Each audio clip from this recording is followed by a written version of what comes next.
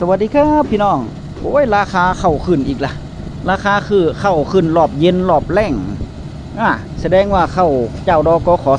15ใกล้จะเบิดแล้วล่ะพี่น้องเพราะว่าขึ้นแข่งราคากันแล้วเนาะเพราะตอนนี้นี่ขึ้นแข่งราคากันแล้วราคาเข้าณปัจจุบันนี้เอาแน่นอนบ่ได้เลยผันผวนตลอดเวลาเลยอัปเดตตลอดเวลาเลยช่วงเช้าช่วงแรกช่วงเช้าช่วงแรงแน่แต่ว่าตอนพยาการขายกิโลละ11 บาทตอนนี้กิโลละ11 บาท75 สตางค์ก็คือมันขยับคืนมาเป็นแสนละ1,400ปลายแล้วตกกิโลละ11 บาท 75ตันหนึ่งก็ 11,750 บาทเด้ตอนนี้นะครับเนาะตันละ 11,750 บาทอันนี้ต้องเน้นย้ำเด้อพี่น้องบางที FC เพิ่นก็บ่เข้าใจเนาะเพิ่นว่าเข้าขึ้นตอนไหนเนี่ยต้องบอกก่อนว่าเข้าหน้าปีเขาเจ้าดกข15เด้อเขาเจ้าดกข15นะครับเนาะที่พยาการแจ้งไปทุกครั้งก็จะเป็นเข้าหน้าปีเนาะถ้าหากว่าเป็นเข้าหน้าปลังหรือว่าเป็นเข้าหอมปทุมเป็นเข้าประเภทอื่นก็จะเป็นของสมาคมโรงสีข้าวไทยที่มาแจ้งยอดเข้ามาเนาะครับนะอันนี้ที่แจ้งไปสู่มือนี่ก็จะเป็นราคาเข้าหน้าปีซะก่อนพอตอนนี้เร่งเก็บเกี่ยวกันคนในชุมชนพยาการนะบ่มีเข้าหน้าปลังก็จะมีแต่เข้าหน้าปีเข้ากข15เข้าเจ้าดอข้าวเหนียวกิโลละ8 บาทตกตันละ 8,000 เด้อพี่น้องเด้อข้าวเหนียวตอนนี้เป็นข้าวเหนียวดอเนาะเกี่ยวพร้อมกับข้าวเจ้าดกข15เนี่ยขึ้นแข่งกันโอ้ยเป็นว่าเล่นเลยพี่น้องตอนนี้ราคาเข้าพันผวนไผที่ยังบ่ทันได้เกี่ยวถ้าหากว่าเกี่ยวมือนี่ได้ราคาเด้ช่วงแรงได้ราคาเนาะครับเนาะตอนเช้านี่กิโลละ11 บาทปลายหน่อยๆตกตันละ 11,250 บาทเนาะเนาะ 11,250 บาทแล้วก็ขยับเข้ามาขยับขึ้นมาเป็นแสนละพัน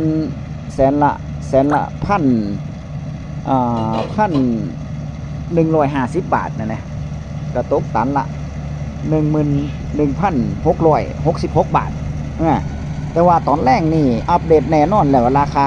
ที่เพิ่นแจ้งเขาว่ามีหลายหม่องอยู่เด้อพี่น้องเดี๋ยวพอให้การให้เบิ่งเนาะในส่วนของโรงสี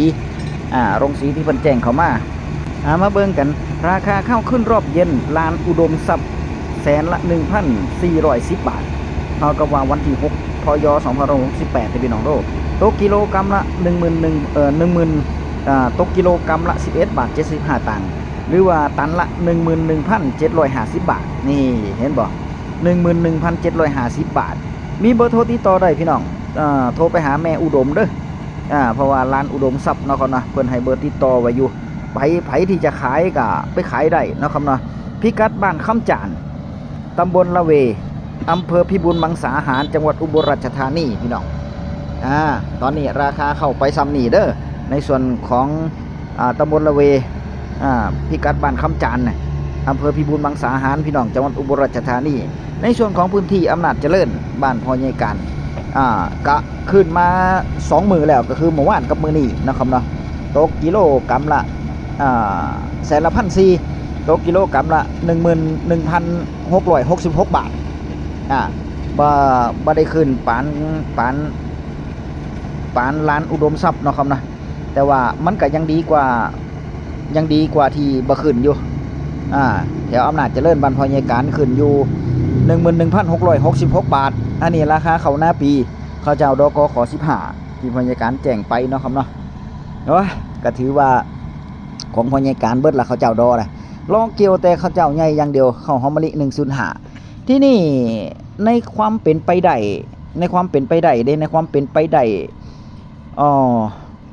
กระทรวงเกษตรและสหกรณ์โดยท่านร้อยเอกธรรมนัส พรหมเผ่าเพิ่นจะให้ของขวัญเพิ่นจะให้รางวัลของขวัญนี่แหละถือว่าเป็นของขวัญร่วมกับกระทรวงพาณิชย์เลยพี่น้องนางสุภจีรัฐมนตรีว่าการกระทรวงพาณิชย์ให้ของขวัญปีใหม่กับเกษตรกรชาวนาไทยเพิ่นจะพัดดันเข้าขายเข้าให้ได้มากที่สุดเสร็จแล้วนี่ท่านร้อยเอกธรรมนัสเพิ่นก็บอกว่าจะพัดดันราคาเข้าให้ถึงราคาเข้าราคาขายสดนี่จะให้ตันละ 1,300 บาทตันละ 13,000 บาทจนได้ว่าซั่นเพิ่นว่าเข้าตันนึง 13,000 บาทเด้อันนี้เพิ่นว่าจะพัดดันให้เป็นของขวัญกับพี่น้องเกษตรกรชาวนาทั่วประเทศ พอดีกับข้าวเจ้าใหญ่ออกเพิ่นว่า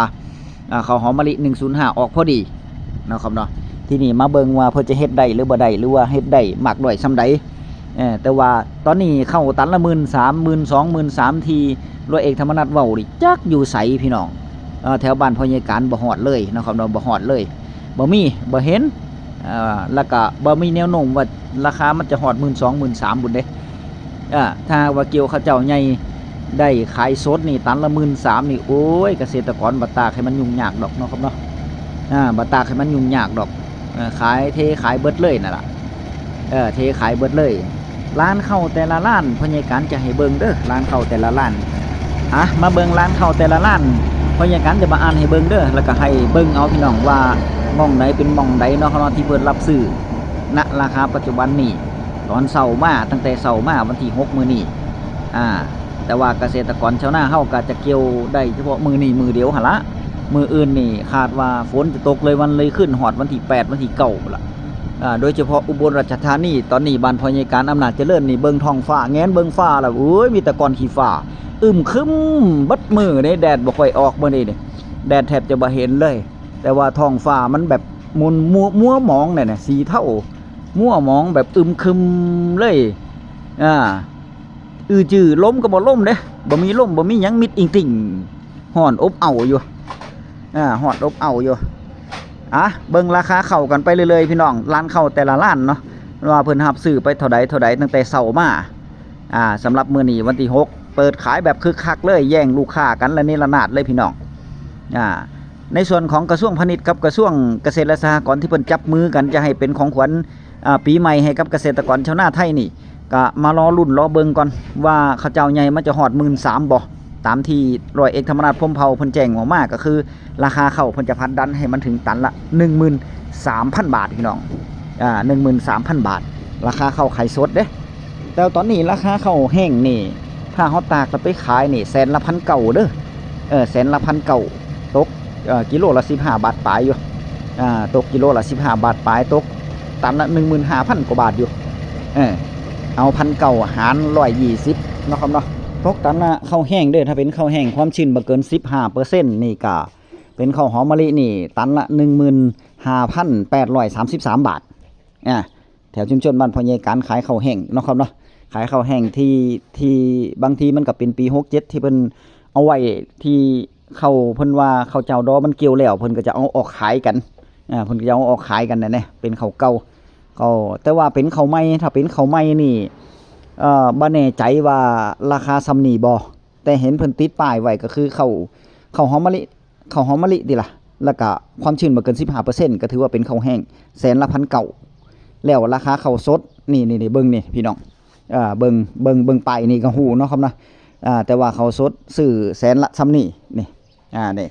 ตามป้ายเลยพี่น้องตามป้ายราคาข้าวเลยว่าไปเท่าใดเนาะครับเนาะอันนี้ก็จะเป็นราคาข้าวสดพี่น้องราคาข้าวสดเด้อดิราคาข้าวสดของหลายร้านพี่น้องที่เพิ่นแจ้งเข้ามาแสนละ 1,400มื้อนี้แสนละ 1,400จังซี่นั่นแหละเพิ่นแจ้งไลน์มาผู้จัดการก็ได้แจ้งให้กับพี่น้องเกษตรกรชาวนาเฮาเนาะครับเนาะแสนละ 1,400กิโลละ11 บาท 25 ตังค์หรือว่า 11,250 บาทแต่ว่าตอนแรกนี่มันปรับใหม่เปลี่ยนใหม่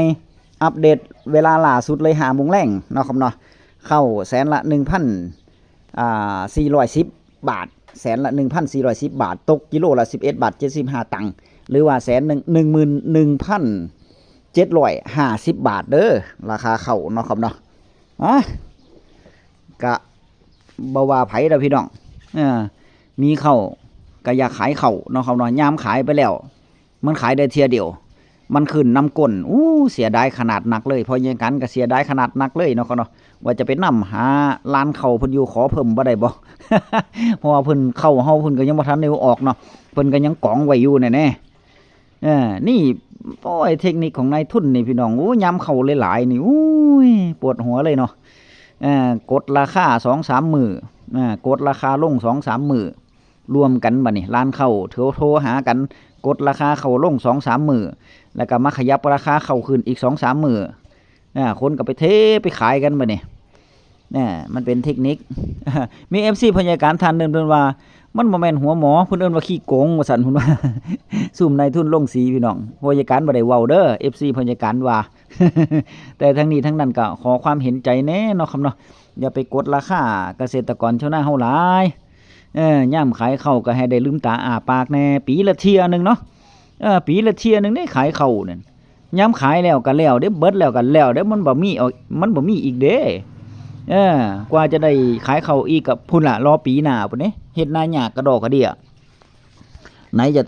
ต่อสู้กับต้นทุนสูงไหนจะต่อสู้กับภูมิอากาศบัดนี้สภาพอากาศบ้านเฮาอีกเนาะครับเนาะต่อสู้กับโรคภัยในส่วนของโรคเข้าอีกบัดนี้โอ้ยปวดหัวแต่ทั้งนี้ทั้งนั้นก็ป๋าบ่ได้ทิ่มบ่ได้ก็ต้องเฮ็ดคือเก่าแน่ๆนี่แหละวิถีชีวิตเกษตรกรชาวนาเฮานะครับเนาะเอ้าก็ถือว่าเป็นราคาข้าวอัปเดตช่วงแรงช่วงเย็นของวันที่6นะครับเนาะของวันที่6สำหรับมื้อนี้พฤศจิกายนแล้วจะกลางเดือนแล้วพี่น้องเดี๋ยวในส่วนของข้าวประเภทอื่นข้าวหอมปทุมหรือว่าข้าวหน้าปังนี่ตันละ 4,000 5,000 ตันละ 8,000 มีบ่เนี่ยเดี๋ยวมื้ออื่นเช้าเด้อผู้จัดการจะลงให้เบิ่งพี่น้องจากสมาคมโรงสีข้าวไทยรายงานแจ้งเข้ามาเนาะครับเนาะคลิปหน้าพบกันใหม่คลิปนี้สวัสดีครับ